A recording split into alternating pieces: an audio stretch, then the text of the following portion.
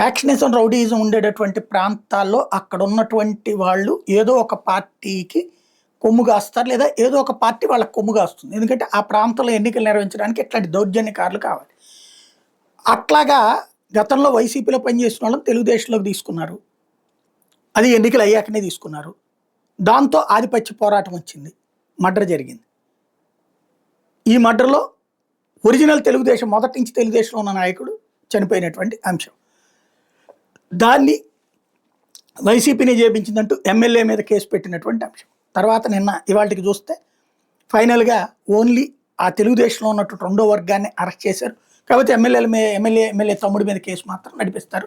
ఇందులో అంటే జరిగింది ఒకటైతే మరొక కోణంలో దొంగ కేసులు పెడుతున్నారనడానికి సాక్ష్యం ఇది.